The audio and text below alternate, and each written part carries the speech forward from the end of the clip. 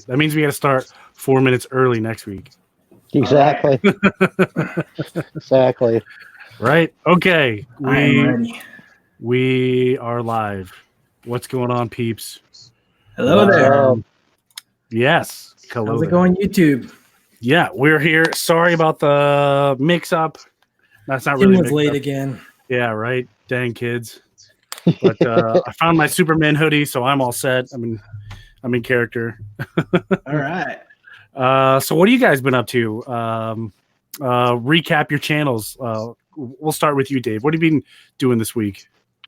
Oh man, I had a phenomenal week. Let's see. I had an unboxing video that I did. I had my Comic Jabroni season 2.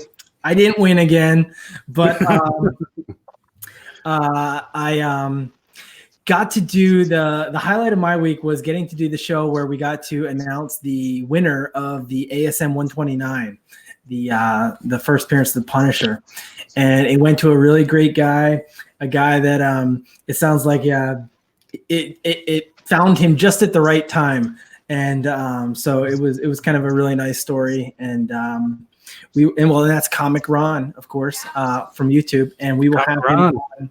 Yeah, Comic Ron. And so I've invited him on my channel. I hope he accepts, and it'd be really cool to see him unbox that on the channel. That would be cool. See the look on his face. Yeah. So yeah, and he's also he's putting out his own mystery boxes. I'm just going to give a quick plug here for him. Sure, He's no got problem. mystery boxes out right now. Go hit him up on Instagram. I think there's only like 5 or 6 left, but definitely go check that out. And we're going to be unboxing ours live on my show at the same time. We've invited him on to unbox his Punisher. So again, I hope he accepts, but I think it'd be pretty cool. That's awesome. That's awesome. Sounds like you got a lot of cool stuff going on. Okay, sir. What have you been doing on your channel this last week? It's actually a busy week for me. On my channel, the only video I did was I unboxed an AOK from Poor Mike. Really cool community member. Yes. Grab a book off the top here from it. That's awesome. Oh, Yeah. Nice. Yeah, he actually gave me, I guess I'll show the books. He gave me a little one. Maybe you guys will know where it's from. This little thing, Batman, Superman. Oh, I think that's from a cereal box. Yeah, that looks like General Mills. Yeah. The first thing I thought was either it came in a DVD, but then I remembered that Batman, Superman cereal, but I had never bought any. I did. It was delicious. So he gave me those 2, the first 3 issues of Brimstone, which I haven't read. Okay. And the first 3 issues of an indie book I'd never heard of from Image. Dead Eyes. Okay. Yeah, pretty cool little AOK. And the other stuff I did wasn't on my channel. I did a video with Dave and Chad and Squatchy and Stevie and Biggie. Open up my first Vantage box. This is a box I keep all my Marvel and all my AOKs. His one box. Yeah. That would be the big prize out of That's still cool, man. That's awesome. Yeah. Yeah. It's still sealed too, he said, the sticker on it. Yeah, I don't know if you could see it, right? That's awesome. Wrong finger. And then Sunday, the day after we did our show last week, I was on King of Comicdom's channel with Metarog and Bronze. I always get her name wrong. Silver-haired Bronze Age babe. Yeah. And there was another guy. I'd never met him before, and it wasn't an easy name, like Metarog, so I apologize. But we just talk Legion on that show. It was super fun. Very cool. That was my week. Awesome. Very cool. On my channel, we just had round 2 of our cool little competition, and that was between Rob. Wait, no, I want to watch that after the show. Please don't give away who won. Okay, I won't give away.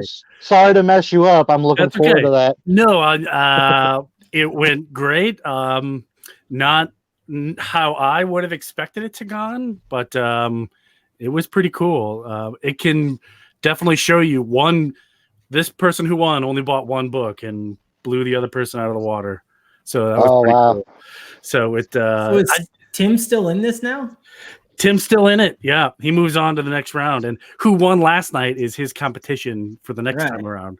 Oh, so now I got to come on. scout tonight too. You got to scout, so you got to do your homework, and definitely bring your A game. And next week we have Dan Piercy versus Metarog, so that'll be a lot of fun.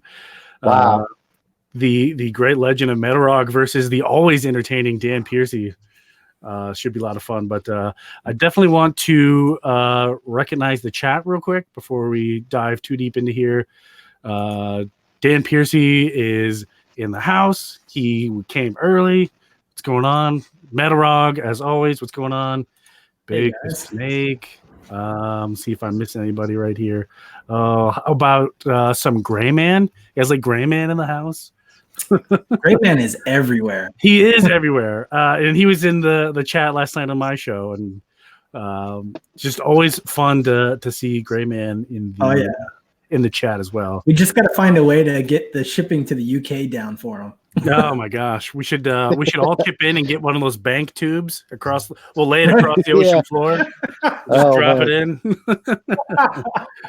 It was a lot of fun, but yeah. So that's I think I got everybody. Perfect. Great. So let's start off with some DC news first, if that's okay. Sure. I will throw the first one in. The new Stargirl TV show that's supposed to be on the CW. And I think it's going to be simultaneously on the CW and the DC Universe app. Apparently is not in the Arrowverse world. Oh. Well, everything is kind of is. Kind of. Yeah. Kind of. Yeah. It's I don't want to throw too many spoilers, but at the end of the Crisis show, basically all of the CW shows we've known up to now were in separate Earths. Now they've been combined, sort of like the comic. Yep. But the actual Earth 2 they showed Stargirl and the JSA, like in that final episode. Nice. Yeah. And this isn't Stargirl's first appearance on TV, if I'm correct, right? You're right. She appeared on Legends of Tomorrow. Yes. Season 3? Season Yes. 3, yeah. My wife and I love watching that show. So it's a fun one. Was there a version of her of Stargirl? Oh, you're right. She was in Smallville. You're right. Yeah. You're right. Yeah.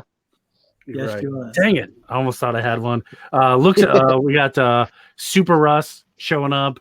We got Samuel David. What's going on? Look at Gray Man. So long he got a KOA that he forgot how to spell it. We'll have to pull something together for him. Yeah, right. Everybody chip in. But yeah, so that's kind of cool. Stargirl, I guess Jeff Johns is behind it. So hopefully it'll be a lot of fun. I definitely been enjoying some of the stuff that he's been running as well. Well, he created that version of the character, right? Yes, he modeled it after his late sister. Yeah. I forget her name. Yeah. I think it was Courtney. Was it Courtney? I think her name was Courtney. Yeah. Courtney Johns. Yeah. At least one of her names, maybe her middle name. Yeah, I don't remember. I don't remember.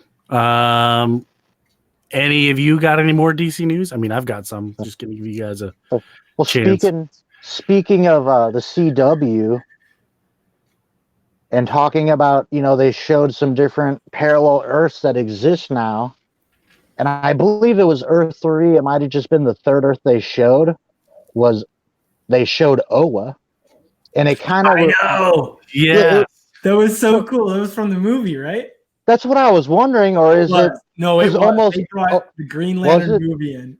Yeah. Well, see, I was wondering because almost everything they showed was either like a current news show or an upcoming show.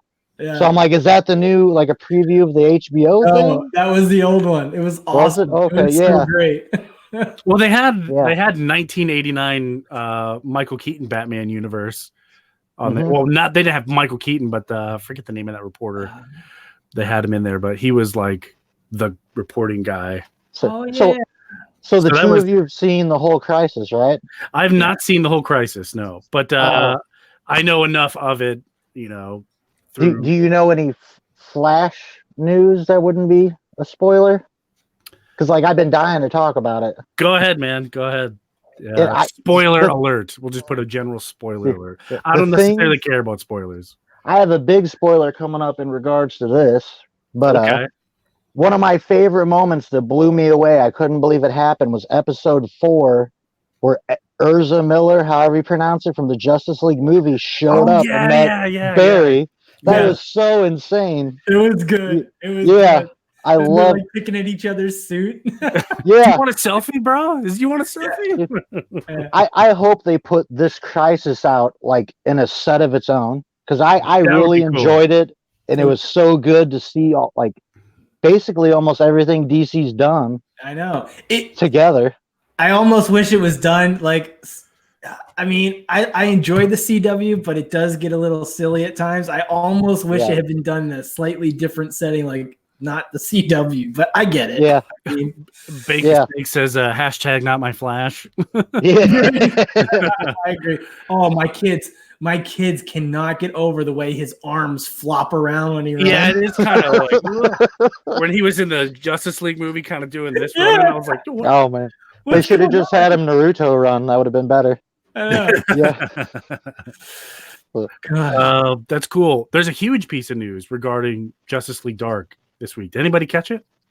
I did not. No. Huge piece of news. Justice League Dark is where to go right here. Bad Robot is developing a Justice League Dark movie and television show. Wow. Which is the J.J. Abrams treatment. You know what I mean? So we're gonna get hopefully Justice League Dark movie and a TV show.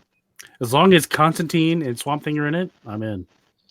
Yeah, I hope they don't try to Star Wars. I'm done with that guy. Well, I just hope they don't try to shoehorn in Batman, sort of like what they did on the cartoon movie. Just sort of let it be Justice League Dark. I mean, Wonder Woman would be okay, but we don't need like the other heroes. Yeah, we don't need Batman. I mean, they could be part of like the overall like investigation of it. Like, hey, this is beyond us. You guys take over.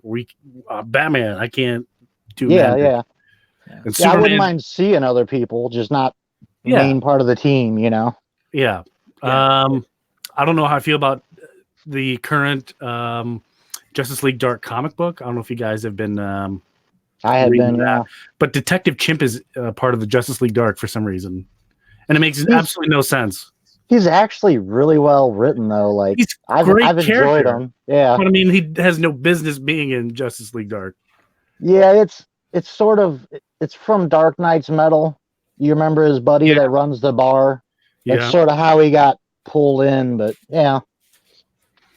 Yep, and Constantine season 2 is potentially getting a revival on HBO Max.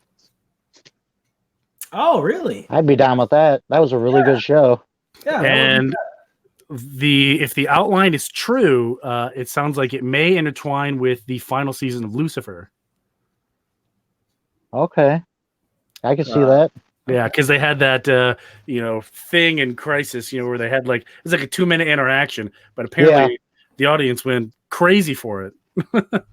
Yeah, well, until Crisis, because I'd never seen it, I didn't know the guy that plays Jay Garrick and Barry's dad was the Flash from the old show. Really, you didn't know that? I did not know that. Yeah. What? I've never seen the old show, so I had no idea. I mean, I've never seen the old show either, but I knew who he was. John Wesley Shipp. Yeah. Oh, I watched that show. I remember watching that with my dad when I was younger. I was too young. What do you guys think of what's his name from Smallville? In his appearance. Oh yeah, where he gave up. I was disappointed. You want to know why I was disappointed? Why? We went all of Smallville and had to wait to the last episode to see him as Superman. So then we get the Crisis and he's not Superman. Like, I was so looking forward to seeing him in uniform. I mean, it was almost like, I get it, but I don't know. Yeah. I really enjoyed it. I actually thought it was kind of fitting for, I love that show, but I kind of like seeing him just like the version of Clark just settled down, right? Yeah. I like to see the settled down version of Clark, but I haven't seen Smallville, like the whole series as a whole, but I knew who he was and his Hey, Tim, portrayal. this new host we've got isn't working out. That's all right. That's okay. That's Yeah. I mean, you want to talk about host not working out. He didn't know John Wesley Shipp was the Flash in the 90s. That's true. Want to know what makes it worse? He's going solo. You know what's worse about me not knowing that? Like 3 Christmases ago, I was given the complete DVD series of that and haven't watched it. I don't think it aged very well. At least I know who he was. Like he played Clark Kent in Smallville. The parts that I have seen, I saw a few episodes. One of my favorite, like I love Dr. Fate, so I watched all the episodes with Dr. Fate, and I liked Wally West. I watched all the Flash. Did they tell him he was Wally West? Because the actor who played the Flash, he had like all these IDs or whatever. Yeah. Was that Wally West or was that Barry? Oh, Tim. Trivia question. What was happening again? In the episode where Clark Kent meets the Flash, is that a Barry Allen or Wally West or who? Where Superman meets the Flash. Because I remember him going through his backpack and he's like, "Oh my gosh, you have all these IDs: Barry Allen, Wally West, Jay Garrick. Who are you?" It was like a nod to all the Flashes, but who is he supposed to be? I don't remember. No idea. Yeah, no idea. I'm sure the chat's going to tear us apart. All right, Tony just got us on the trivia. Yeah. I didn't know the answer either, so it doesn't matter. Yeah. Bake the Snake says it's Wally, so who knows? It's Wally. Okay. Yeah. But I collect a lot. Just popped in the chat. What's going on? Tom Wellington. Yes, that's his name. Yes. Tom Wellington. But cool. That's all the cool news that I found. I really like John Constantine, so it was anything with John Constantine in it, especially Matt Ryan. And for those of you who don't know, Keanu Reeves is probably coming back for Constantine 2.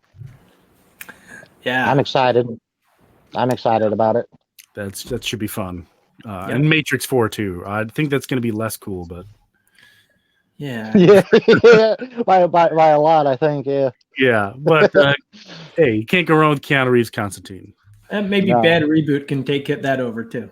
Yeah. But okay, we'll move on here. It was a fun little bit of news.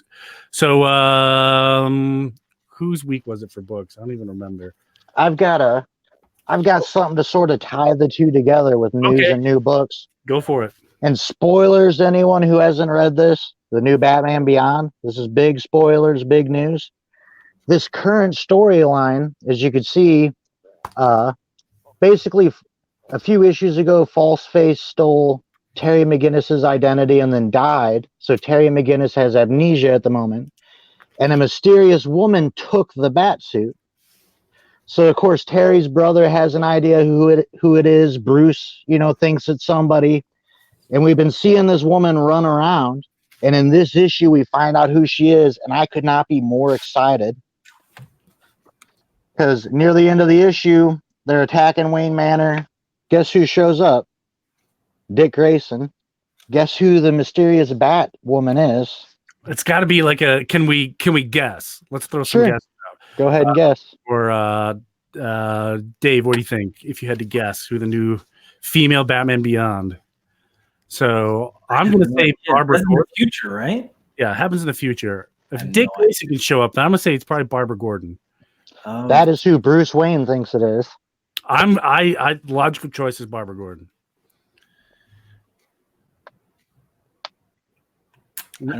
What's the chat think? Who's the new female Batman Beyond that showed up and took the suit?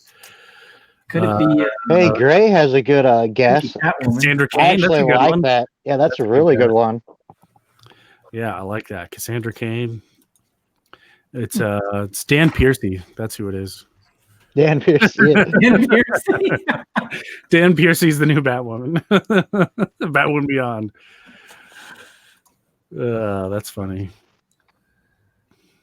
Oh, come on, Bake. This got me excited about reading comics. Helena Wayne. Oh, there you. Hey, Yeah, that's a good guess too. logical guess. Fake. Who cares about the Yeah. female? There's so little to get excited about in new comics, Bake. Yeah, It's good stuff. the ultimate twist is a gay male.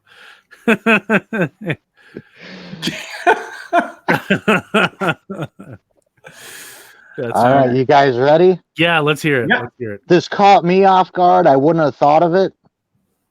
It is Dick Grayson's daughter. Oh. I Is the did new- not know that. Yeah. Dick Grayson had a daughter? Yep, that's his daughter. Now the Is that question like a would be first appearance or Elena Grayson. To my knowledge, I think so. There may have been a version of her in that Nightwing miniseries that happened. The New Order. Oh yeah. Nightwing: The New Order, where he it's a future version of Dick Grayson. Where he's like, isn't he president or something? Yeah, well, he's the leader of the anti-meta liberation or whatever. And I think he had a daughter in that, although she wasn't like a main character. His son was. But yeah, that could be a first appearance of her, like normal. So I'm excited about it. I think that's really neat and a cool twist to the Batman family and Batman Beyond. Yeah, that makes sense. Let me see. Let me check the Key Collector app. Batman Beyond. Identity. Yeah, it says identity of Batwoman revealed, so it's a key. Yeah. Collect Lot says Batman Beyond 25 first appearance.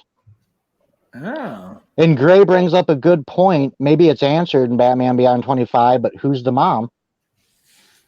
That's a good point. Yeah. Yeah.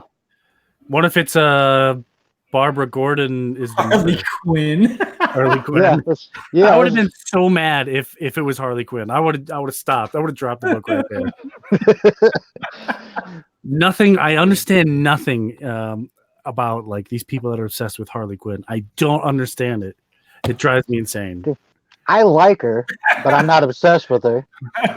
Everywhere I go is a Harley Quinn this, Harley Quinn that. Yeah.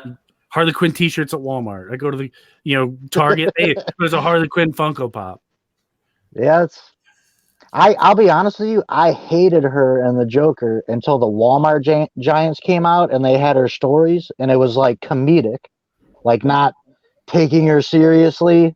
And then I sort of really liked the character after that, but they came out with a Old Lady Harley comic book series not long ago. Yes, I just got that in trade paperback and I thought it was good. It was funny. What a waste of paper that was. You didn't like it? Waste of paper. What? No, I hated it. That's like gosh. Harley and Poison Ivy book. Yeah, I don't care. I don't care. I don't like. I think she's great in the movies. I think Margot Robbie's a great portrayal of Harley Quinn. But that's Harley Quinn's kind of a bad guy. I don't like good Harley Quinn. Stupid. So stupid. And if we ever do, that wraps it up for tonight, everyone. And if we ever do Injustice or Injustice 2, it's just gonna be me just like complaining about Harley Quinn the whole time. I agree with Russ. I like classic Harley Quinn. Where do you put it? As soon as I like comedic Harley Quinn. That's my taste. I don't like serious like Harley Quinn. No, I don't even like the new cartoon Harley Quinn. It's dumb. No, I don't like the new one. I don't like dumb. I hate it. It's dumb. It is dumb. It's too stupid. But okay, I'm off my soapbox now. I promise. So hey, Tony, how do you feel about Kyle Rayner? Yeah. Let me tell you about something that's more dumb than Harley Quinn. And that is the Green Bay Packers, not Kyle Rayner, but that's okay. So, a book we have to talk about. All three of us being Green Lantern fans. I think I know. Far Sector number 3. Check it out. I actually made it to the LCS today and picked up my books. Far Sector. Nope. I dropped Far Sector. Really? What? That is not a book for me. Didn't care for it. I'm enjoying it. I'm not in love with it either, but it's Green Lantern, so I got number 1, and that's pretty much I stopped at that just so I could get the first. In case it ever blows up and gets huge, I can flip it. Tim's gonna explode over there. You I'm can just sorry, see man. the It's smoke. like, who are you people? So, let me guess. Nobody read Wonder Twins this week either. Dude, I just picked up my books and rushed home to get on for the show. I haven't had time to read any of it this Well, week. see, now that Tom King's over, what do you guys like? There's a lot So of I will tell you. So I got Far Sector. I picked up Superman number 19. And now I'm happy to get Batman Yeah. Yeah. number 87. And this book actually I've been enjoying for a while. I haven't read this one, but Detective 1019. Okay. Detective I've been enjoying. So Very cool. One thing that I think is very underrated is Justice League Odyssey. Yeah. yeah, I haven't really picked that one up. And Justice League Dark, but they haven't had issue in a while. That comes out this week. Oh, does it? Okay. I picked up Hell Arisen 2. That's garbage. Oh, is it? Batman, Superman 2. Or 6. New Batgirl. I think it's a new creative team, and it's like she goes into a... Is that number 1? No, it's a 43, but I think it was a new creative team after Year of the Villain. She ends up going into like an alternate reality, sort of like Conan Barbarian type world. Got the new Superman. And the last 2 I got was Batman Giant number 3. And something I thought was pretty cool, because I collect anything Birds of Prey Giant number 1. Are you gonna watch a Birds of Prey movie? I'm probably gonna see it with my wife. I'll watch it. I'll probably once it gets to like the $5 bin at Walmart, I'll watch it. I won't say anything bad about the movie, even though it's not even out yet. I mean, I'll go watch it. Why And does I it have to be look forward Harley it. Quinn in the Birds of Prey? Who cares? Exactly. Don't If know. it was Batgirl and the Birds of Prey, I'd probably go to the theater if I could get a Oh my babysitter. God, it was a good movie. Like that would be Yeah. a good movie. Okay, but you know the answer to that question. It's because of Margot Robbie. I mean, and She's in Suicide Squad, or give her her own movie. Yeah. Just give her her own but movie. that's why they're trying to sell it with her. It's just Well, that's DC's big money makers right now is Batman, Joker, and Harley. yeah, That's what sells for them, you know.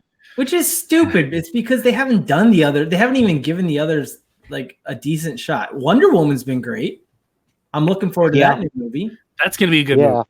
But like, why can't they do a good Green Lantern or a Flash?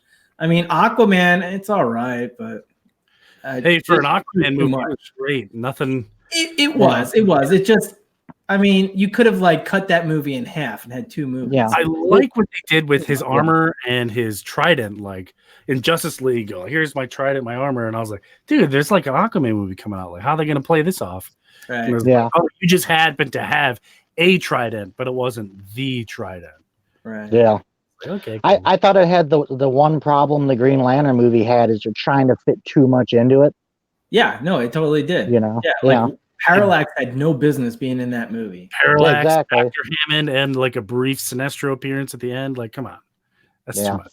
They should have just concentrated on Sinestro, because I thought the Hammond actor played it really well, but to like an average person, he probably came across as really weird.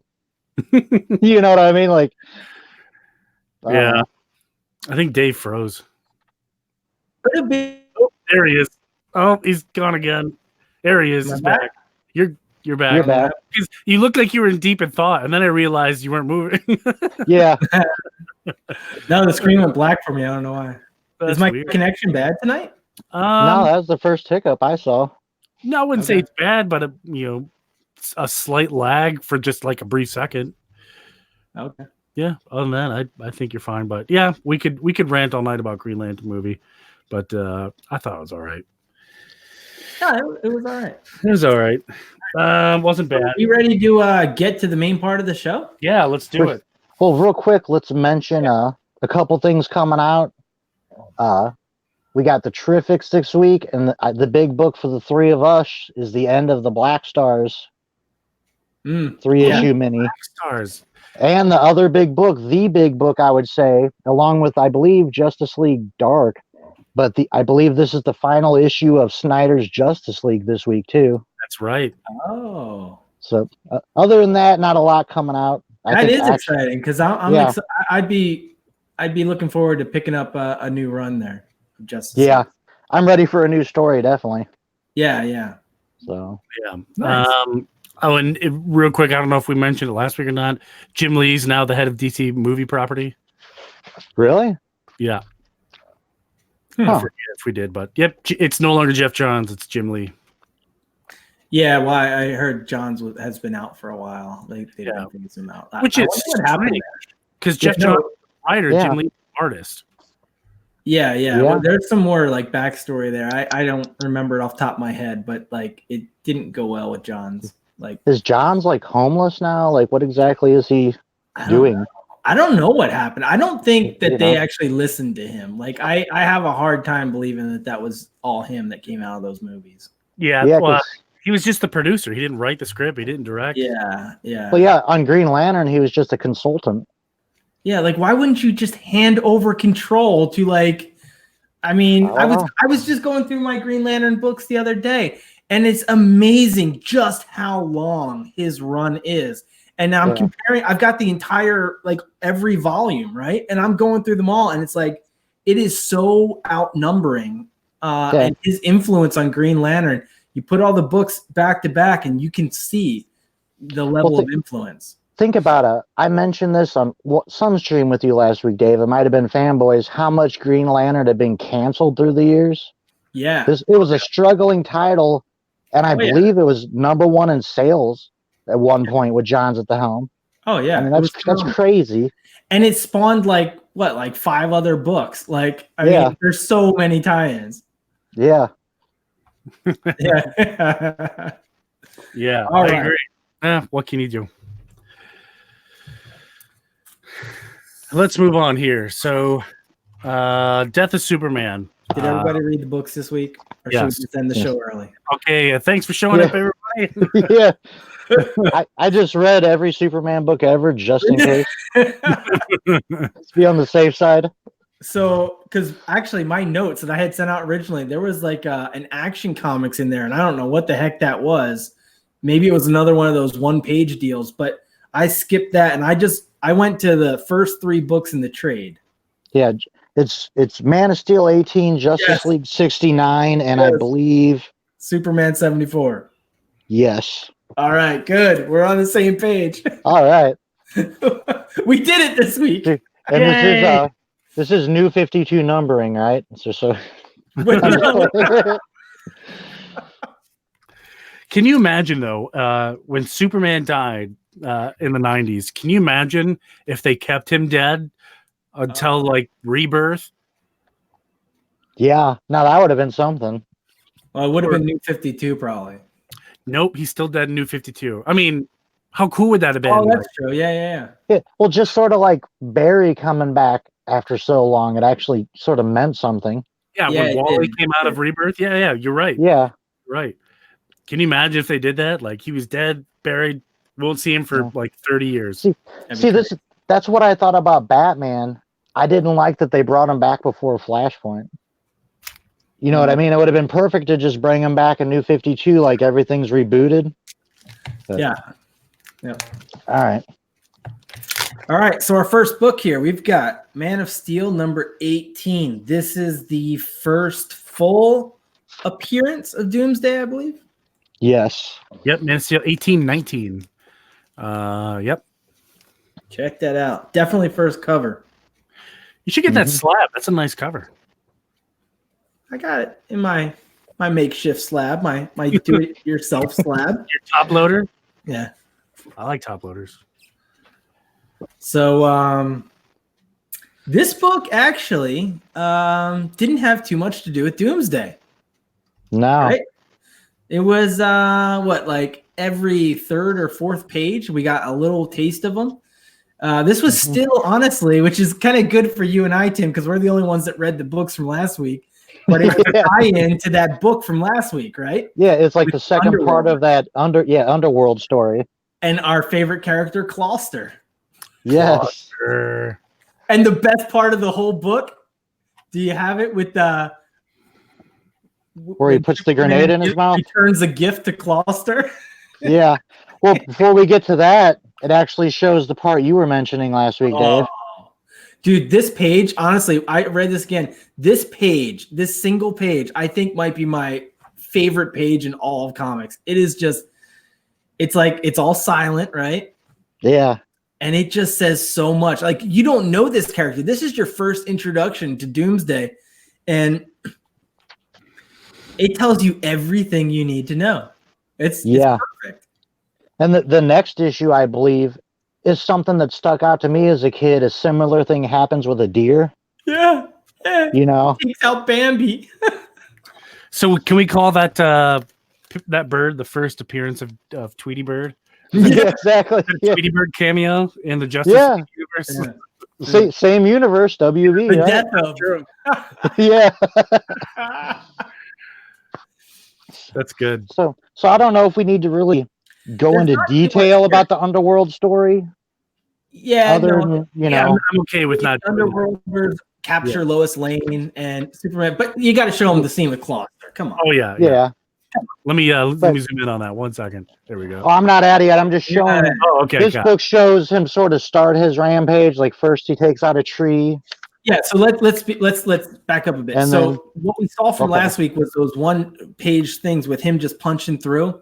So he's punching through some kind of whatever he crash landed to Earth with, and now he's like just kind of moving, and he's causing sorry. He smashes through that tree, I guess, that you saw, and he smashes the bird, and Yeah.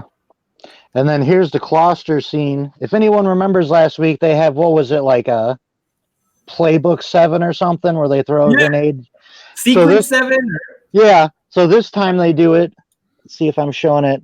Superman catches it, sticks it in Closter's mouth. Yeah. This is awesome. It's what he should have done is he should have had some heartburn joke. Witty heartburn, like, hey. And then we see Doomsday take out, it looks like an underpass. Yeah. So he's just like starting to cause havoc for no reason at all. And just break stuff. And then walks out onto a highway. And he takes out Optimus Prime. Yeah. Optimus Prime in DC Comics right there. I think once you get past this issue 18, I feel like I was telling Tony before the show, Dave, I read today's books and it was so good. I ended up reading this whole trade paperback. But this story moves like a perfectly written movie. The way everything happens, how Superman comes into the story. I mean, it's so good and so well written. Yeah, so this first book, Superman, has nothing to do with Doomsday. It is all Underworlder stuff. Doomsday is just kind of doing his own thing, and we are getting that introduction. And I mean, the first thing you see is the evilness of crushing that bird, but then it's just smashing a tree for no reason, and then just smashing the cars. It's just one thing after another. And it ends with something I just want to bring up, my love for Giffen's Justice League. You say Justice League 2. For those of you who don't know, this is Oberon, who's on monitor duty, picks up the distress call about Doomsday on the the radio. And just something I want to bring up before we jump into the next issue, because we're at issue 2. That Justice League, if you take that into mind when you read this, it's even more harrowing. But like, this was a goofy Justice League, and you could kind of see it at the beginning of this book. Booster Gold and Blue Beetle were jokers. And after what we're about to show here, their characters were forever changed. I mean, Blue Beetle and Booster Gold are. I love that combination. I love them in this Justice League, and it was almost as heartbreaking as what happens to Superman reading this next issue. So that is Justice League of America number 69. This classic Doomsday cover. Let me look at that. Second. Look at that right down there. Yeah, we knew this was coming, but you had to wait and read through these. I mean, it's like it was incredible story back in the day. Absolutely. So let's talk about this Justice League a little bit, because this is not today's Justice League. This is not Superman, Batman, Wonder Woman, Flash, Green Lantern. You know what you know today. We've got. Let's see if I can do this backwards. We've got Blue Beetle. Down here we've got Guy Gardner, but he's not a Green Lantern. He's got the yellow magical ring. That's the story we need to do. Is how he got that ring. Yeah. You got Booster Gold down here. He's like what, like an athlete from the future that goes back in time and he wanted to be a superhero. Yeah. He basically is Legion Tech. Yeah. Yeah, he's a silly guy. He's a silly guy. You got this is Fire, right?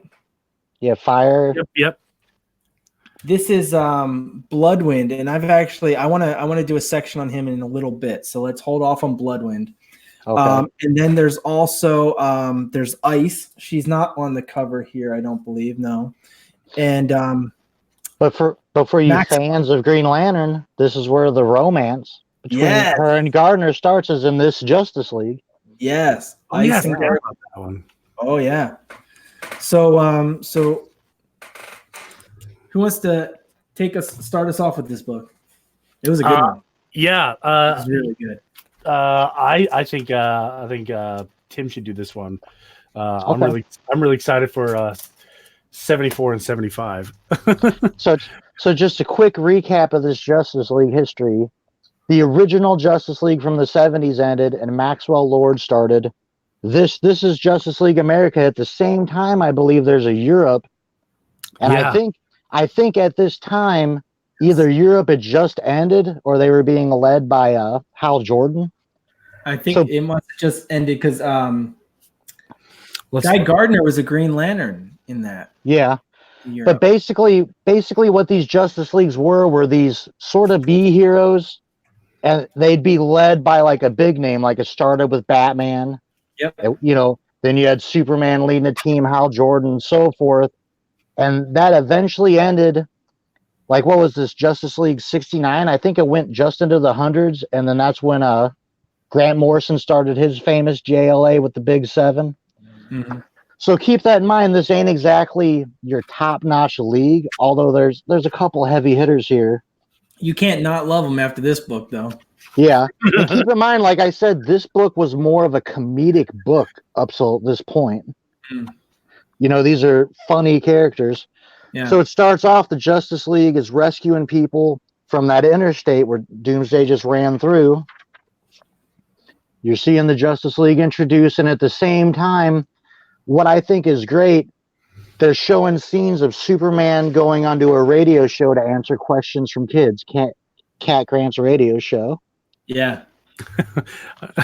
And they do this kind of like neat thing where Superman almost like introduces each member of the league, right? Even though he's not with them, they're off doing their own thing, but he's on this TV show, but it still kind of adds this narration to the story.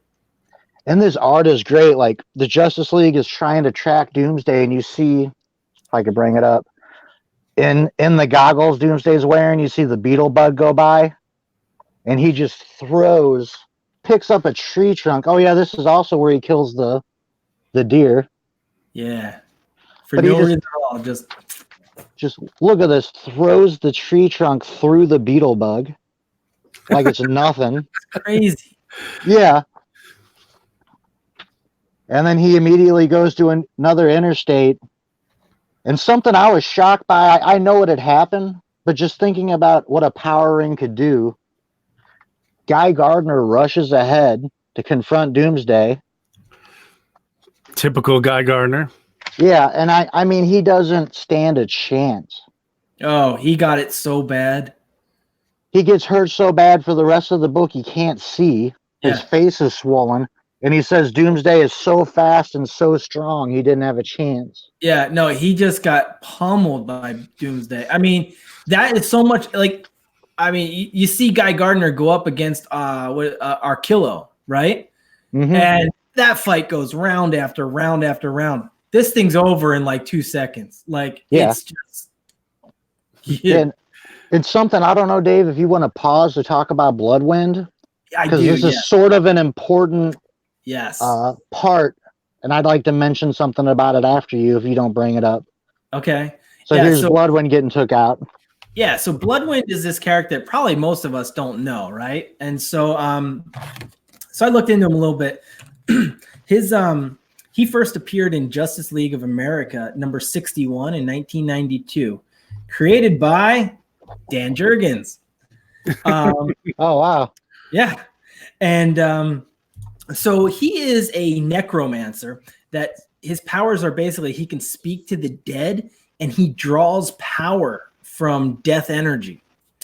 The story is that his ancestors were slaves and they got together to do this kind of this ritual to punish the slaveholder. And in doing so, they created this blood gem and it gets passed down from generation to generation. Okay. Inside of the blood gem is this microscopic world that a demon possesses, and he feeds on the dark energy of each of the successive wearers of this blood gem. And so what's happening here is there is in the story here, Doomsday he's just taken out Guy Gardner, and then he does this kind of one punch to Bloodwind, and Bloodwind's supposed to be super powerful, right? And just sends him crashing through, was it like an oil tank, a LexCorp tank, right? Yeah, LexCorp oil refinery.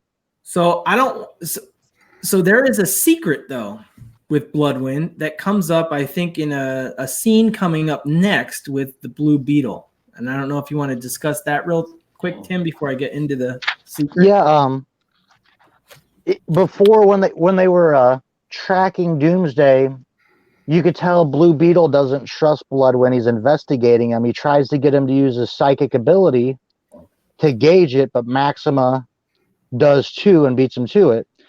Well, Ted Kort's suspicious, and he goes into the explosion to look at Bloodwind, and he basically finds out Bloodwind's secret right before Doomsday. The second most tragic thing. Let's just show it real quick. And then he bangs him around and throws him up in the air. Yeah, no, and they try to rescue him, but he grabs Maxima and Bloodwind, smacks them together, and Ted Kort lands on a girder after probably like a 10, 20-story fall. Yeah, no, he got it the worst of them all. He got it really bad. So Dave, before we move on, I don't want to spoil it. Like, there's more to Bloodwind.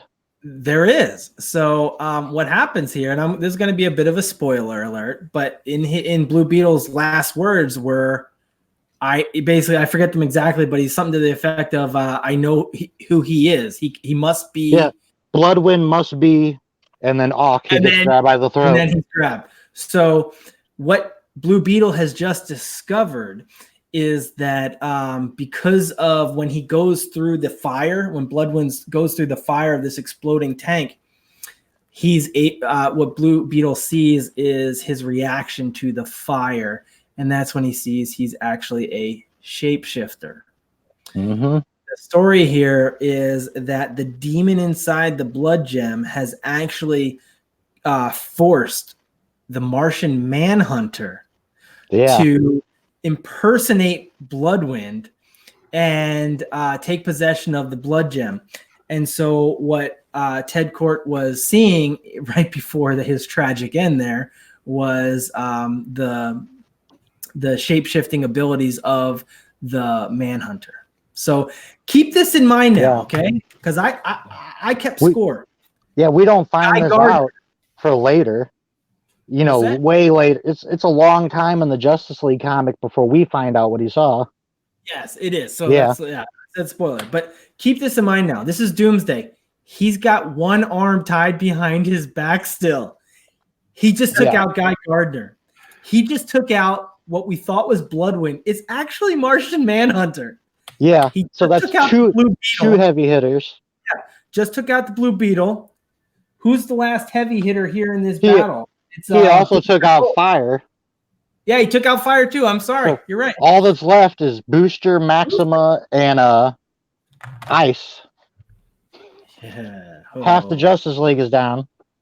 So before this book ends, one of them is gonna bite the dust. Yeah. Real quick, before we move on, I believe right at this same time of this scene, a kid asks Superman if he's ever afraid. You can see up here. Oh, yeah. Superman says, good question. One way or another, fear is always part of the job. And keep in mind, we know what's coming, which is really why I think this is good writing. I'm afraid of failure. I'm afraid of hurting innocent people. And think about what we're going to see happen to innocent people from here on out. Oh, there is this coming up. Yeah. And to be candid, I'm afraid for myself. I have encountered things powerful enough to kill me. Yep. Yeah. Now, you keep in mind what everyone says, about Superman. Like a lot of us I know are huge fans, but those that aren't fans of Superman don't have very nice things to say. Oh, he's just this Boy Scout. He's boring and all this stuff. You read this story and you really get a sense for who he is. And watching all this tragedy unfold, I don't know how you walk away from this story not loving Superman. I just don't get it. Lots of things for Superman. People forget that he's vulnerable to magic. Yeah. Mm-hmm. Yes. Red Sun. When he goes up against Wonder Woman and when he goes up against like Black Adam, he's walking away with some nosebleeds for sure. Yeah, yeah. But it's not just kryptonite that hurts him. There's even aliens. There's aliens like Mongol, that could hurt him. He's also still a person, right? Like he's still like has thoughts just like the rest of us and emotions and fears and all. And it's like, but he's also got this huge responsibility on his shoulders. Right. And that what you just read, Tim, like he's worried about, fearful of hurting the innocents and stuff. Like it's gotta be a lot of pressure all on one person. And one thing I want to back up just briefly here. When we had the big Martian Manhunter reveal, it's actually more important than a lot of people realize. Yeah, there's the Bloodwind connection, the Martian Manhunter, but as a testament to how tough Doomsday is, and the reason why him taking out Martian Manhunter is so significant, Superman himself said that Martian Manhunter is the only the only thing on Earth that gives him chills if he ever had to fight Martian Manhunter. Well, remember Blackest Night? Yeah. Not Blackest Night itself, but the Green Lantern tie-in, the Black Lantern Martian Manhunter says, why does everyone forget I'm more powerful than Superman? Or something along those lines. Yeah. Yeah. He just one-punched Martian Manhunter. He's out. So 2 quick things before we move on. I also wanted to point out, as you read this story, remember this is a LexCorp refinery. Yep. They just seem to go from one LexCorp owned place to another to destroy things. And I also wanted to ask Dave. Actually, this is supposed to be the version of Lex that's his son, right? Yeah, but it's Lex as a clone. Yeah. They made Superman continuity way too difficult to understand. Just like Supergirl in this book ain't Supergirl, and she's a weird clone that turns into a blob. So keeping continuity of this show together, Dave, I have a question for you. What's more brutal, Batman on Poison Ivy or Doomsday on the Justice League? Ooh. I'm going to go with Batman and Poison Ivy. That was so badass. That's good. There was no reason for it. Yeah. There was just no reason. Yeah. He just drop kicked her teeth. Yeah. Calls her a witch. Just kicks her right in the mouth. Oh, man. It was the most violent takedown of Nightfall, and that includes Bruce Wayne getting his back broke. It was so great. Yeah. And I love how I'd never heard of anyone talking about that before, but you and I both picked up on it at the same time. It was like, wow, like that was crazy. He even smacked her in the mouth with a battering before, like he's going for the mouth. But talking about how this is a movie, how well it is, this book, chapter 2, ends the perfect way. His interview gets interrupted, so it gets brought to his attention what's going on. And Booster's shaken by what just happened to his best friend, full blast attacks Doomsday, and then barely gets his shield up before Doomsday could hit him. and gets hit so hard even his Legion flight ring can't stop him. And that issue ends with Superman, like the perfect entry. Gosh, it's so great. And this is where the name comes from. Superman, like what's going on? And Booster's like, Doomsday. It's like Doomsday is here. Yeah. Yeah. And then opening the third issue. Yeah, I mean, I'm telling you. Booster Gold named him. Yeah. I'm telling you, what happened to Blue Beetle here, it hits me just as hard as anything. Oh, I mean, this is crazy. Yep. And I'm another bad one. Another really bad one. Yeah. Well, let one of you guys take over now. I sort of hog that issue. No, that's great. Good. You mind if I take this one there, Dave? Please do. Okay, good. Yeah, so next we continue with Superman 74. And as you can see on the cover, this is where Superman is going to get involved, which is kind of awesome. Yeah. Yeah, look at them all using their powers there. Yeah, and nothing. It's like a tickle. Like Dragon Ball Z. That's what it reminded me of. Everybody's shooting their beams. Mm-hmm. Yeah. Yeah, this story, just where you said it ended. So we have the main picture here where Blue Beetle was dead. And I want to highlight one part of the story.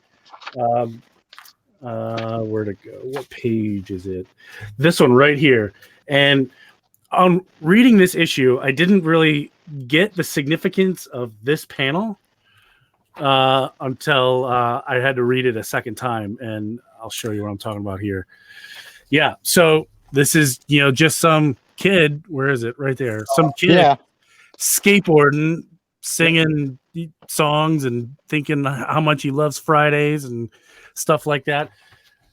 This is where this is where Superman's where he just named those fears about, worrying about himself, worrying about civilians, stuff like that. This is where it's going to come to property because.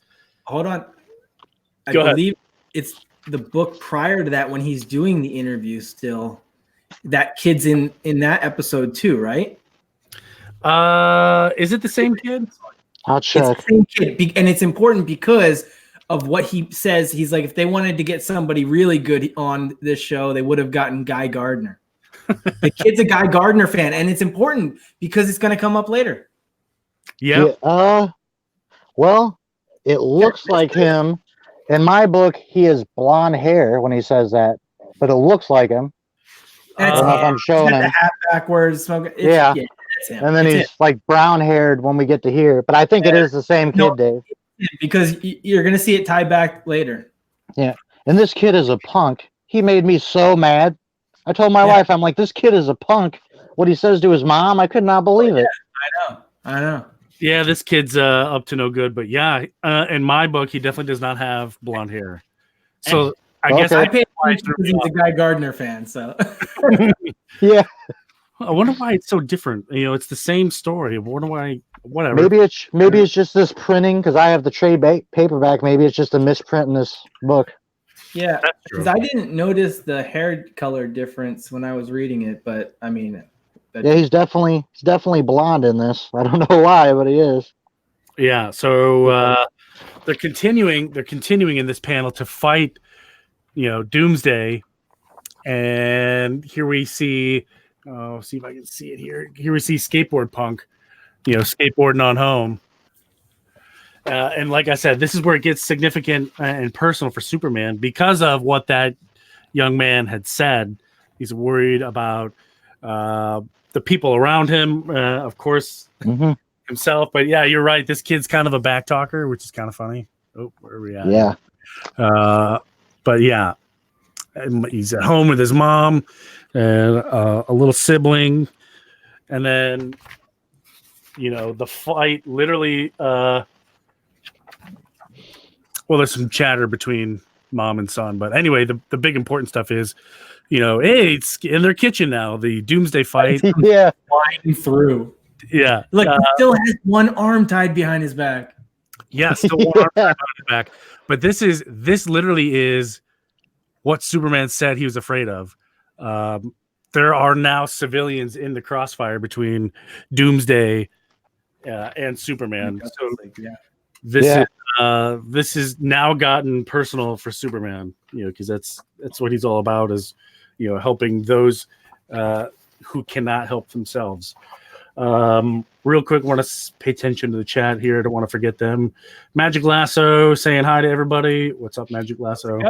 Hey, Lasso. Rob Worst came back in. I don't know if anybody saw that. Yep. What's up, Rob? But yeah, finally we have the panel where Superman comes down to save the day right before that family got in some serious trouble. Dude, that's with Doomsday hitting him. Didn't that just like give you goosebumps? Like, oh yeah. And it just makes me so much more mad that they screwed this up so bad in Batman vs Superman. I know. Yeah. It's just it's unforgivable. Why would they? Don't even get me started, because we'll spend 30 minutes complaining. I know. But yeah, so Doomsday has that initial punch to Superman. Superman, he's Superman. You can't punch me. But I like Doomsday response. Oh, I can't punch you. Well, how about I just kick you in the right in the gut? That'll send you back.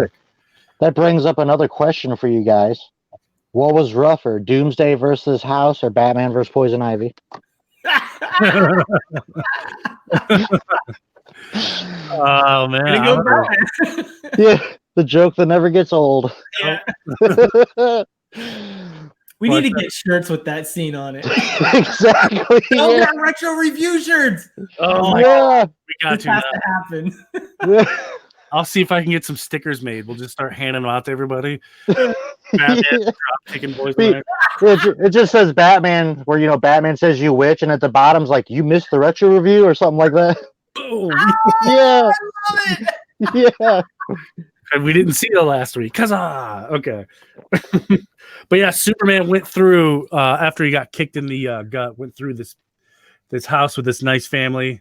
So obviously they're startled, to say the least. Yeah. Hey, Soups. But this is where Doomsday is going to get back at Booster Gold. Oh man. Gets a hold of his head and starts letting him know how much. Oh man. Trees for some reason. He destroys Booster Gold. It's not even over yet for Booster. Oh. No. That was a love tap. Dude, one arm tied behind his back, and he's taking out the Justice League. Yeah. So Doomsday is continuing his rampage through this house, and so you got. I love the through the house. Yeah. So he's tearing up this house. I presume trying to kill this family because he's trying to kill living things. Yeah. But as you can see in the reflection of Doomsday's little lens, there is he can see them, and he's going into the attack. That's Ice. Yeah. And that's her that he's like. It looks like he's breaking her back. It does. Yeah. Like talk about hitting her when she's down. Like here comes Superman to save the day, hopefully, and it looks like some of the Justice League has managed to patch it up real quick and come back. There we see Guy Gardner, but like you said, I think it mentions right here that he can't see. Yeah, he's like point me at his face. Yeah, yeah. And even and that's where the kid mentions that, oh my gosh, Guy Gardner can't even see, and that's why it. Yeah, he's like back to where, because they said before that was his Guy Gardner was his favorite. Yeah, he's like he can't see and he's still fighting. That's so cool or something like that. Yeah, you can see Guy Gardner's face very well, but it's all jacked up. It's Here's a good close up. Yep. Oh yeah. Just his eye there. Yeah. Oh yeah, I see that in the next panel. That's so Gardner, though. I mean, we got to do a show on Guy Gardner sometime, like you said, on Warrior. Guy Gardner, I think he is one of the coolest characters, even aside from being a Green Lantern. Like that should be one of our next two things. Like, yeah, I don't know whose turn it is to pick next, but I'll take that on my next pick. Like that, do that mini where the mini where he gets his yellow ring. That's a good. Yeah. Oh, that is a good one. Or when he gets the red ring. That was a good one too. Yeah, that'd be cool too. So here we see the with the powers combined panel. Everybody, Yeah. everybody, The, giving it their all. the Dragon Ball Z panel. So that's a pretty cool, iconic panel as well. Just to show how tough Doomsday really is. You know, he's taken pretty much the full force of the Justice League still with one hand behind his back. And it doesn't really do anything. Oh, it does something. Yeah. You're right. It does something. But here's the panel you're talking about with that kid. See if I can get it here. Oh, he's like, fighting with, there he is saying cool. Yeah. Yeah. Yeah, and just them fighting alone, as you see somewhere right here, that they're still fighting Doomsday with everybody's heat vision and whatnot. But Fire says, "Hey, I'm getting pretty sleepy here." Everybody's giving it their all, and so just the fact that they're fighting Doomsday is beating them. Doomsday's just taking it. Yeah, and still beating them just because of how much energy the league has to exert just to do something to him. But Maxima, Gridman wants to know what happened to Maxima. So she was all set because she's this warrior from another planet, right? Mm-hmm. She was all set to go after Doomsday. It was Ice that begged her, and I'm talking begged her not to go, and instead fly Blue Beetle to the hospital because he was not going to make it. Like, you got to remember, like we're looking at it through like comic lens, but like for them in the story, like he's dying right now. See if I can find that. You don't take him right now because she's the only one that. Oh yeah, it's right at the beginning of this issue, Gray. Yeah, there's the scenes of it. Fly. Yeah. So it was basically Ted's only hope. Yeah, and she did. Yes. So all that heat vision and all that blasting from these characters definitely did do something to Doomsday. There you see. They freed him.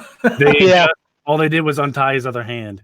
And this is the first time we see his face and those skeletal kind of extrusions. Yes. So that's when they get their first glimpse at his face, and then they realize, hey, did we just kind of poke the sleeping dragon kind of thing? Yeah. And Doomsday's charging him, and this is where Booster Gold gets the whooping of a lifetime. I'm convinced someone at DC had it out for him. It's the second tree he takes him out of. It was hits him on a tree. Yeah, and then it's a weird thing for Doomsday to do. Smashes his head in the car door. Like that was someone at DC's like, I want Booster's head smashed in the car. Like, yeah. I thought that was weird when Doomsday did that. Like, that seemed out of character. Like, pick up the car and hit him with it. Yeah. I wonder what problem Dan Jurgens had with his own character. I don't know. Like, he made Booster Gold. Oh, really? Yeah. Honestly, though, this is the story that got me into Booster Gold. So, I mean, like a lot of these characters, like Tim said, they were kind of like silly characters and whatnot. They were B characters. It was this story that, like, I first learned about many of them and started like actually getting into them. Like, I like Booster Gold. I like Blue Beetle. And it's because of this. And one here. Where did it go? Where are we at here? Okay, yes, we got. So this is the iconic beatdown we were talking about. I'll make it full screen so it's a little bit easier for everyone. But yeah, Doomsday does beat him with the car door, which is hilarious. Show the top, Tony.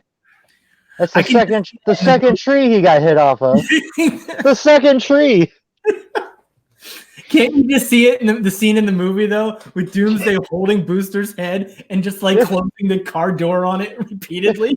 Dude, how does Doomsday even grab the car door without ripping it off? Like, it's such a weird scene. It's weird. It is. And then, obviously you can see that, Guy Gardner's still shooting blind. Yeah, he can't see, but he can hear the bones breaking. Yeah, oh, man. That's rough. Remember what I said about these being comedic characters? Look what just happened to Blue and Gold. Oh, my gosh. Yeah. No, blue, gold, ice. They all got it really bad. Yeah. Yeah, and continuing with the iconic Doomsday battle here.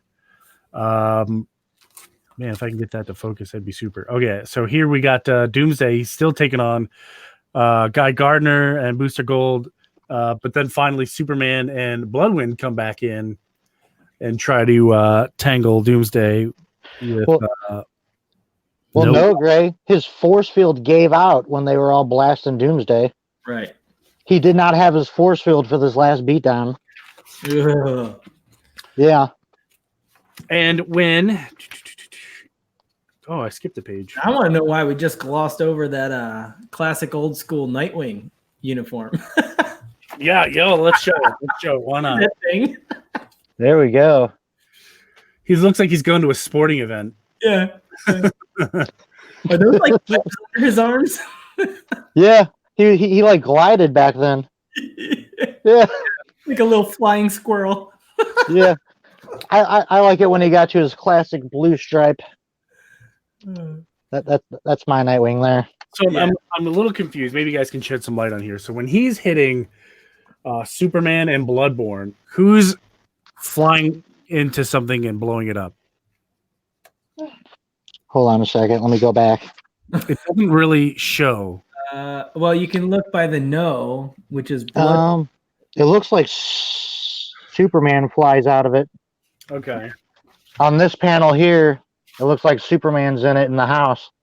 Oh yeah. Okay. Yeah. He gets knocked into the house and the house blows up. Like they completely took down this house. Yeah, and those civilians that we first saw, they're still inside. Yeah, they're still in the house. So is Ice. Yeah. I don't really know why the house is on fire. It looks like they hit a line. Did they show it here?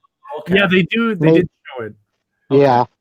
So the house is on fire. It's falling apart. There's like heroes on the ground everywhere. And yeah, these civilians are very much in the thick of it. This is a great way to end the issue and our review this week. I'm going to show it to you, Tony, but I love this ending. It's so good. It's amazing. Like we mentioned, what Superman said in that interview and the choice that he gets here. Yep. Yeah.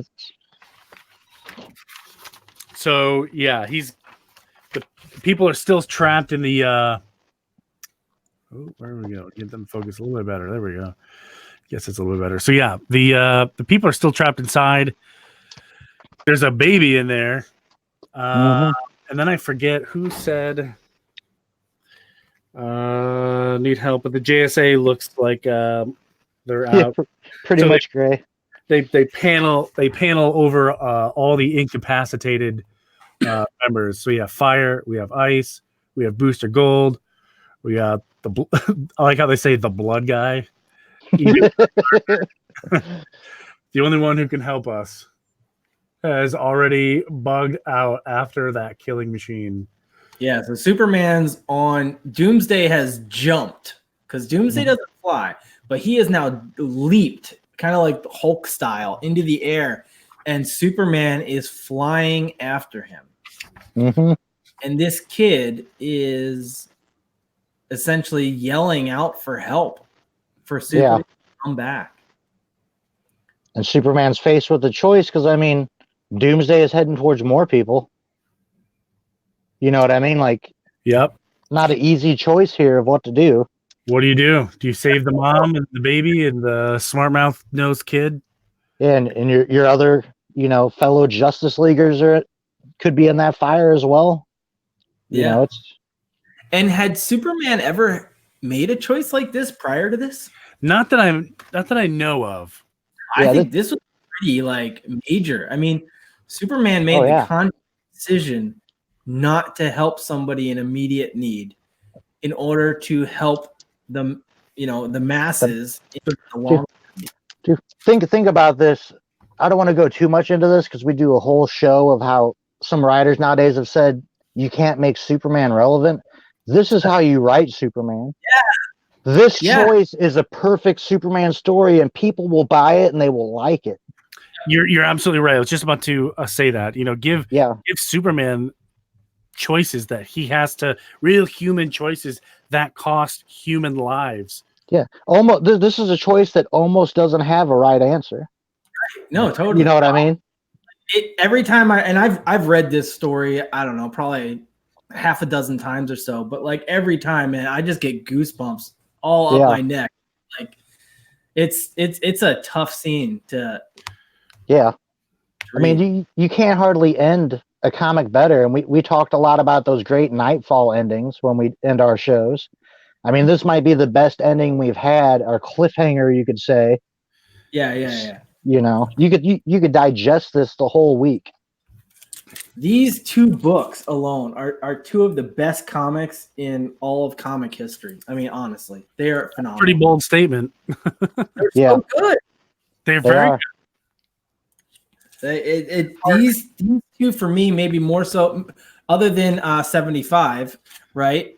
Are the books that still hit me the most, even to this day. Are any of these keys?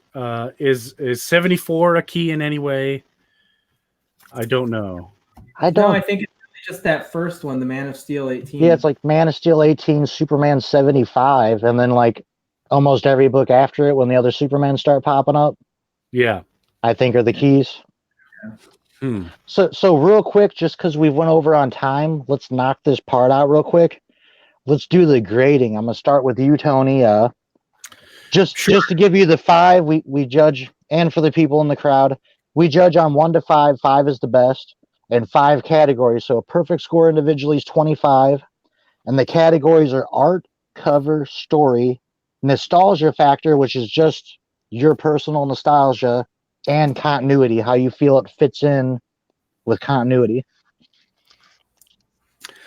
Boy, that's tough. I thought the writing was, fantastic. I'm gonna speak just about 74 for just a second. Okay. I'm gonna say that this one. I'm gonna say this one is probably, out of the 2 books we did today, or however many books we did today, this one is probably my favorite, just because you have that classic meeting of Doomsday and Superman. And we get to know how powerful Doomsday is in a very short time, where he decimated the entire league literally with one hand. Yeah. So that's a, for me, and like I'm gonna touch on what Dave said, how he enjoyed this whole thing, and that's a testament to how well it's written. So Dan Jurgens has been a favorite writer of mine for quite a while, and I still enjoy some of his newer workings. But this is classic Dan Jurgens. He knows how to start a story, and he knows how to leave you hanging and wanting more. So I'm gonna give this one a solid 9 out of 10. And the only reason I'm gonna not give it a perfect 10 is because I don't want to. Other than that, this one's great all the way around. The artwork is fantastic, writing's fantastic, nostalgia factor. Superman Doomsday is a very classic story, and continuity. Every time Superman, when he came back to life, has encountered Doomsday, no matter what story it's in, he's always remembered, hey, Doomsday beat me one time. Yeah. So I gotta watch what I'm doing. So great story.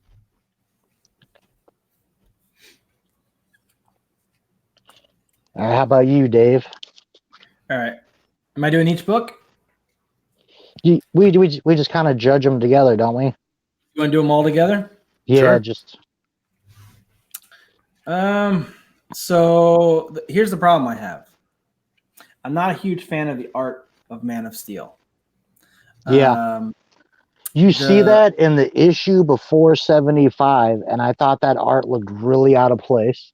Yeah, it does. No. Yeah. The Man of Steel one has difficult artwork. I mean, I also didn't really enjoy the story on this one. However, that one page with the little bird is, I mean, nostalgia takes that through the roof. So that's a killing Tweety Bird. So we're combining these, huh? I love the covers, and I love this cover for sure. I do this a 5. This is about a 4. Nostalgia is a 5 for these. Continuity, I have no reason to ding it because Supergirl hasn't joined yet. So Yeah. Or Superboy for that matter. Yeah. Or the weird Lex Luthor with the long red hair that talks like a Australian. Yeah. Yeah.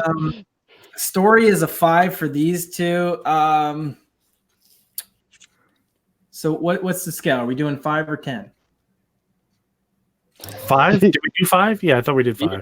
Did I say 10? You said 9 out. I said 9 out of 10. Okay, 4 out of 5. I'll have to go with the same. This one really took it down for me. Okay. If I was just judging these two, they'd be a 5. Gotcha. And then you said art was a 4 because of the one book? Who are you talking to? Me? Are we writing it down? Yeah, I always write our scores down. Well, you're making it hard for me. You're combining a crappy book with good ones. It's like well, think about it though. This is collected in a trade paperback, so it's being judged together. You know what I mean? Like, it is a single story with different artists. You know. I'm just kidding. Yeah. So I would do. So art, I would do say 3. Art, I would do a 4. Story, I love the story so much for these two. I'm going to give the story a 5. Nostalgia is a 5, and continuity 4. 4. And then real quick for you, Tony, I wrote down 9 out of 10 because that's what you said. But do you want to give each thing an individual? Yeah, I will. Artwork is a 5. Writing's a 5. Continuity a 5. The only thing I didn't care for was the nostalgia. Yeah, 4. 4. Yeah, 4. Yeah. And then covers 5s. Yeah, 5s. I loved all the covers.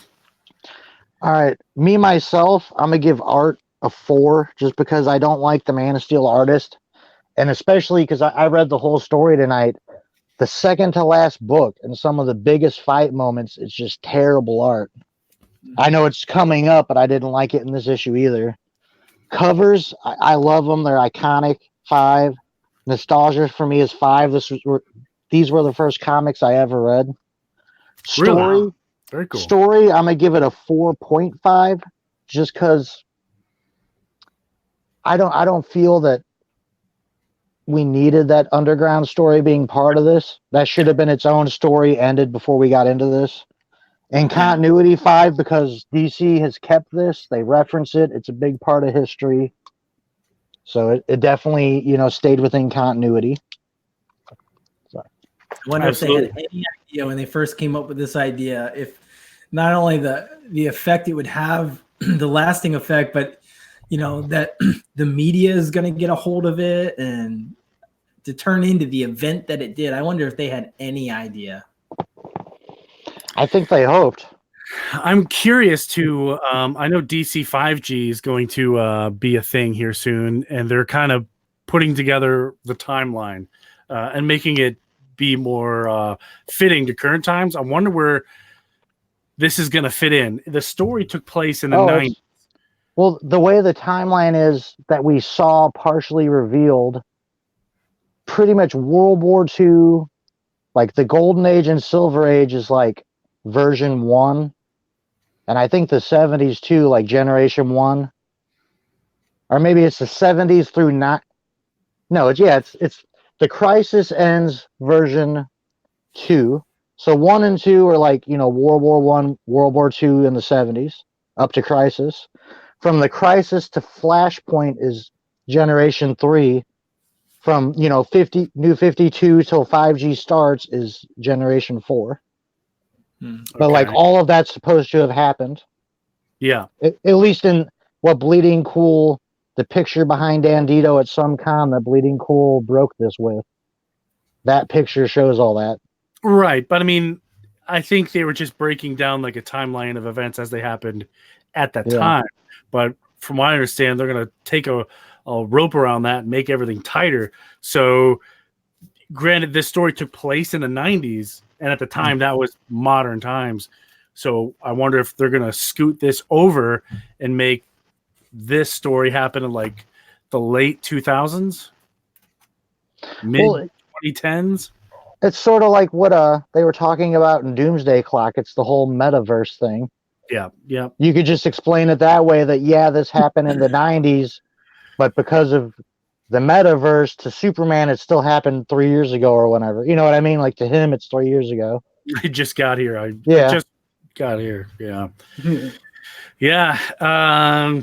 Interesting to see where I think we are going to find out really quick where this current story is going to land back inside of current continuity. So that's something to look forward to. We'll have to touch base once we know for sure and revisit that. But do you guys see we have a Kloster fan down big Kloster? Us. Yeah. Well, don't hate on Kloster. Even think about this, like the Superman that this story happened to, isn't he on a whole other Earth now, technically? Like that Doomsday thing never happened on this Earth? Yeah, I think so. Yeah. It gets too complicated. We could get a modern interpretation of this classic fight. We kind of did. That's sort of what killed this Superman, the Doomsday virus. Right. You know? Doomsday virus. Yeah. Yeah. That reminds me, have you guys ever played DC Universe Online? Yes, I love that game. I love that game too. I love that game. You never played it? Dude, no. You get to go to the Fortress of Solitude and fight Zod. I mean, come on. Really? Yes, with 25 other people. Oh. Maybe one day what we'll do is we'll just do one day where we all just goof around and play that game. Who knows? Good. That would be a lot of fun. Yeah. And it's free. It's free. Blow the dust off. Honestly, you know what? That game is one of the absolute best ways to learn about the DC universe in no time. You will learn every single character and their powers and abilities. It is so good, and it's free. And the trailer for that game is they should have made a movie just based off the trailer. Yeah, it's cool. That was a good game. Yeah, you're right. It's a free game. I encourage everyone out there who hasn't played it to play it. It's on PC. It's on PS4. It's on Xbox One now. It's a free game. No matter what you have, you can play it. It's a lot of fun. Yep. You're right. A lot of cool stuff there too, and they're still building on that too. So now they're doing the Batman Dark Knight's Metaverse.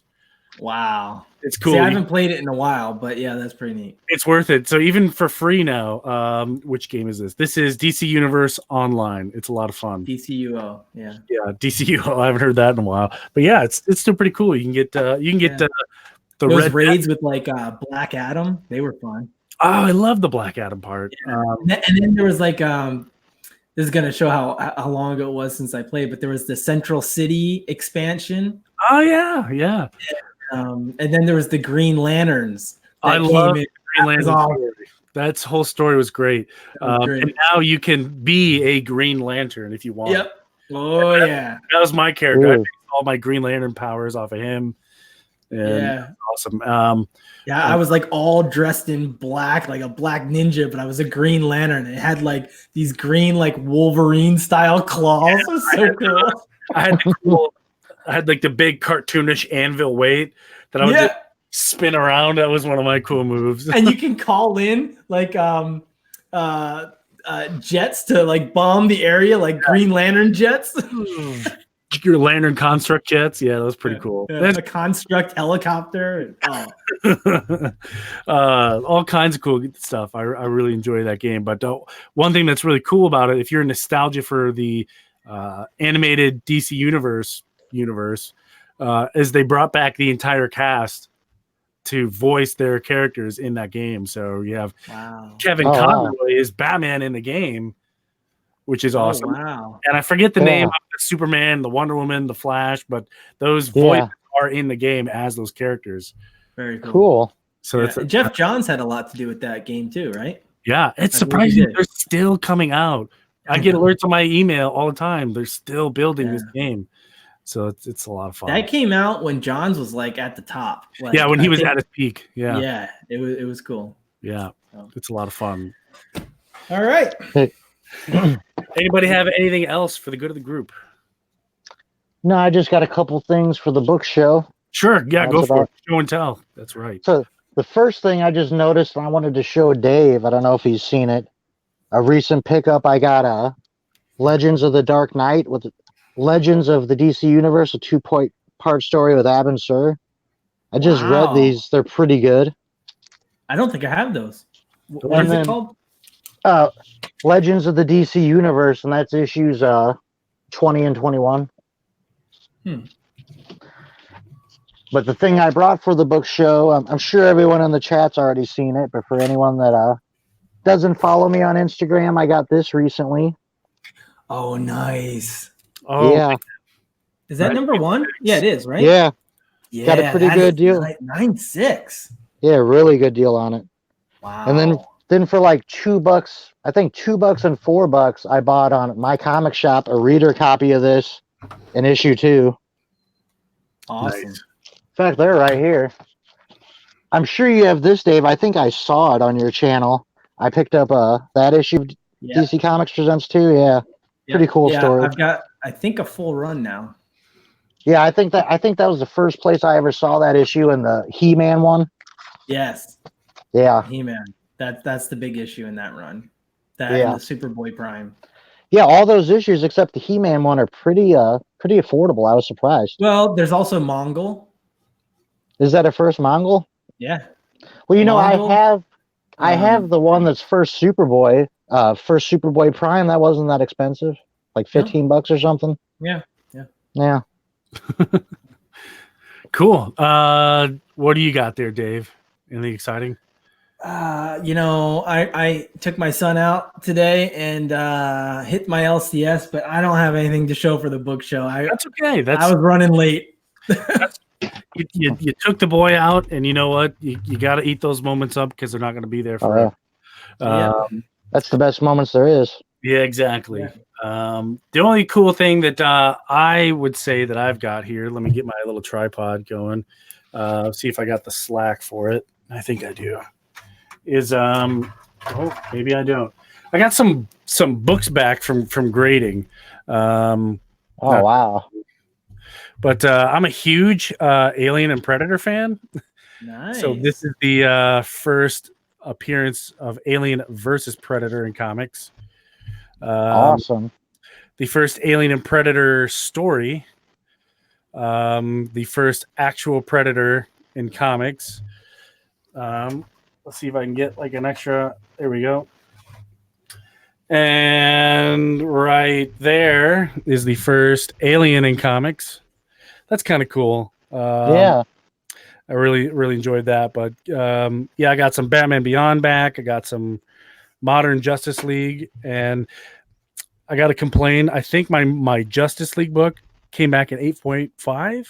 I'm fairly certain it was damaged at shipping. Oh man. It's a brand new book, and when I looked at it, there wasn't a single thing wrong with it. And then I get an 8.5 on it, and I flip the back over. There's a giant fold right on the back cover. Oh man. And I remember this one being right on top. And then I got my cool Justice League of America Iowa flag variant I think I have that one too. graded just because, you know what, I got to show some love for the home state. Yeah. And I think I got the Pennsylvania. I got a Washington. That's a really underrated series. I mean, it's It not is. the best series, but it's a good read. I enjoyed that team. I got Yeah, the no, it was DC good. Legends graded. That was the one that had what was that guy? He was like a Chinese like armored guy, right? What was his name? No, that was yeah, that I'm was not just sure. No, that was international. That was international. Yeah, This I was don't- like Stargirl and Martian Manhunter, Yep. I'm Animal sorry. Man. and then I got Teen Titans 12 graded, and that's Oh the wow, yeah. appearance of Batman Who Laughs, which is kind of cool. It's really cool, and it's really weird that that's the first appearance. It is. You're right. Now, is that the first print? Because It that is. looks different. First print. This is Yeah, the that's- variant, or maybe it's not the variant. I think this is just the A cover. No one buys A Oh, covers anymore. But Yeah. yes, a first print because every book's got 50 variants now, and no one's buying the first print. Yeah, I think the second print's like all red or something. Yeah, it's all red. That's how you can Yeah. tell. Yeah, this is definitely. If it's a second print, I won't grade it. It has to be a first print. But yeah, we got these two right here: the Batman Beyond and the Justice League Rebirth. These are convention exclusives. Yeah, I was about to say I've never seen that one right there on the right. Yeah. It's cool foil cover. I can't really tell in this light sitting in this slab, but it's a cool foil cover. Same thing with the Justice League that I'm sad came back in 8.5 because I looked at it. It was definitely at least a 9.6, but that's okay. But I'm mostly happy about my small Alien. At least it happened on a newer book. Yeah, it's a newer book. You know what I'm saying? You didn't send a Silver Age book that got damaged or something, I'm sure I can find one for like $10 somewhere. But yeah, got my Predators and Aliens back because that's a movie that I enjoyed watching with my dad. So I'm definitely going to slab those. The keys definitely not worth a whole lot in terms of monetary value, but they definitely hold a sentimental place for me. Do you have a Green Lantern versus Aliens? I do. I have Green Lantern versus Aliens. I have Superman versus Aliens. I have Batman versus Predator. I have Batman. Predator versus Archie. Of all the things, yeah. As much as I love, I know Tim does. I think I have an issue of it. But, you got it.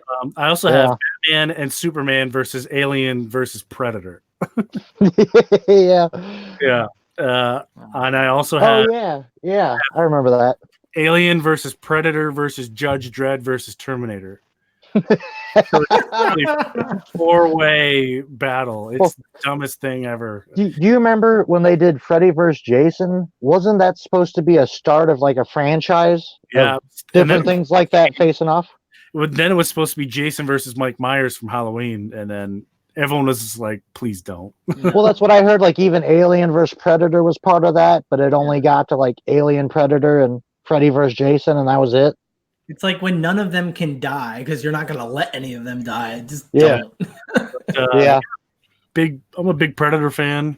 Thought the most recent movie totally sucked, but you can't beat classic Arnold. Yeah. But that's it for me, guys. All right. Yeah, I'm going to have to get going here. Yeah, real quick there, Dave. I know you got some stuff coming up on your channel. Unboxing and stuff. You want to talk about that just briefly? Sure. So, this Tuesday we'll have our second episode of The Mystery Men. That was the one that Tim was just on this last week. We had a lot of fun. And we're going to have Bake the Snake on. He's a cool dude. He's a very cool guy. Yeah. Yeah. I'm looking forward to having him on. And then I'm almost done going through, getting all my boxes done in the new setup. And I'm putting together a list of items for trade because I've had so many people ask me for trades and I'm not organized enough. So I'm working on that right now. And, but that has also got me kind of fired up to do my next Green Lantern video. So I've got plans on that. I've started putting stuff together for it. And then I'm also about halfway through a video for kind of a comic book how-to. So I did a video like this previously, and it took off really well, like just showing how to bag and board a book and stuff. And so it got such good feedback that I was never happy with it. And so I always knew I kind of wanted to do it a little bit better, edit it a little bit better, and put some more quality into it. And so that's what I'm working on right now. And so hopefully when it's done, it should be pretty good, Not that I'm an expert, but, tips and tricks that I learned over 30 years, right? I mean, that can't hurt. A quick question for you guys. Yeah. What was the longer wait? Doomsday Clock 1 to issue 12 or Dave's Green Lantern video 1 to 2? That's gonna be close. We're gonna have to those guys that measure, first downs in football. We're gonna have to get the chain gang. Yeah, get the chain. Yeah, get the chains. And I think we're gonna have to measure it because that's my thumbnail now. we need that animation for every time I bring up the Poison Ivy thing. Like bring the chains out. I can do that every time we mention a Poison Ivy. If you can find the gift, I can put it on here, push it button, it'll play right in the Oh, middle of- that's awesome. But Tim, anything coming up on your side of the internet?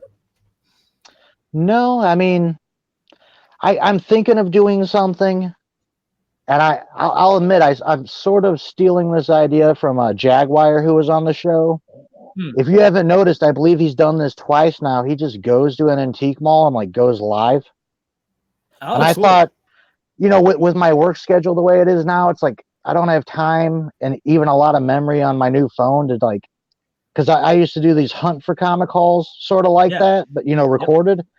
I want to, when I could get time, maybe on the way home from work or something like that, to just go live at a half price books or wherever I happen to stop, you know, and that's something I've been planning to do and just, you know, haven't had the time yet.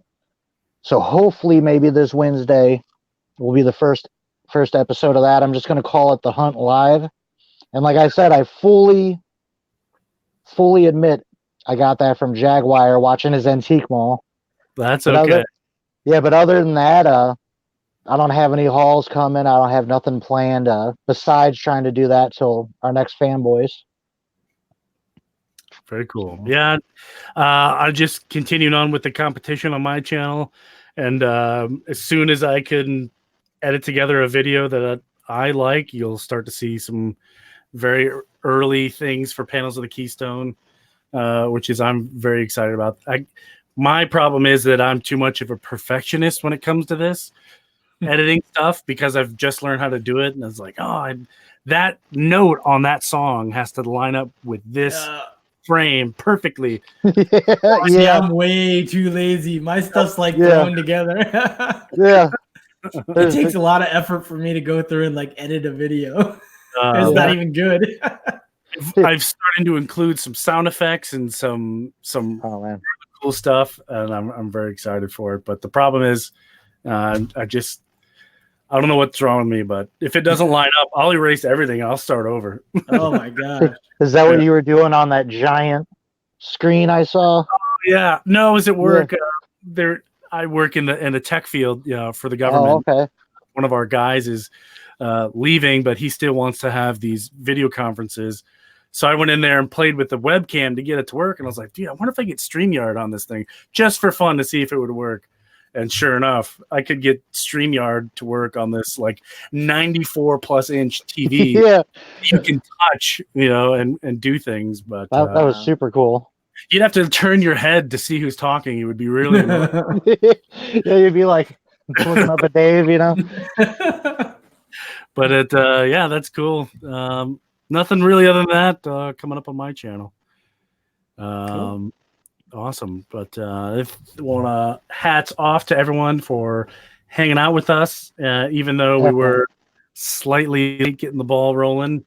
But that's okay. It was a long episode, but it didn't feel like it. It didn't. Yeah, no, this was fun. This was a good one. So stay tuned for the next one. That one's going to be a lot of fun. That's going to be a great one. I'm excited for it. It is the next one, right? I think so. Yeah. And we are on Dave's channel next, correct? Now, I think it's me because my week went to Dave. Yeah. So it'll be on my channel. Yeah. Don't forget to turn your Wi-Fi on this time. Yeah. That's what happened. For anyone that don't know, my pad was messing up, and it's because it started an update and had turned the Wi-Fi off, and I didn't know. so I quick threw together a thumbnail, and we had to switch over to mine. So I'll have the thumbnail ready this time. Yeah. I thought you were traveling for work here, Dave. Are we? I was supposed to. It got canceled, so that's why I'm here. Oh, okay, that's right. I forgot that was this next week. No, it was today. It would have been today. Okay. That's right. Yeah, 2 weeks in a break. Yeah. Okay. Okay. Cool. Awesome. Great, guys. Awesome. All right. Well, yeah, we should be same time unless something comes up on my channel next week, and we'll continue the Superman story. Sounds good. Awesome. All right. Thanks everyone for coming by. Yeah. See you next week.